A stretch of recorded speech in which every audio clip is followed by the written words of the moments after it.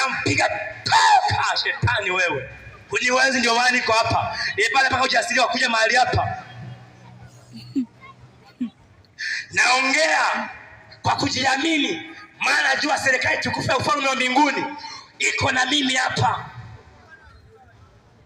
Najiamini kifua mbele. Mwambie Mungu aliyoko kwa Yesu wako kifua mbele. Hatuna hofu, hatubabaishi na shetani. Angalia kwa watu wote hapa nimesimama, najiamini.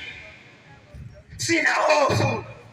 Nimesimama. Yesu amenijazia upako, amenijazia ujasiri.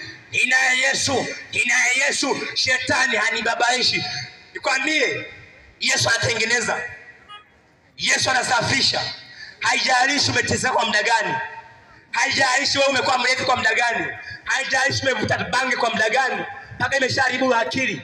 Ila kama mpaka umepata akili ya kunisikiliza mimi, wewe unayo akili. Kama umenisikiliza kwamba nakwambia Yesu anakuita njoo kwa Yesu, afu kataa, ukajifanya kwamba mimi nimeshavurua na bange, kufa na unakufa na ufe kwa sababu umekataa.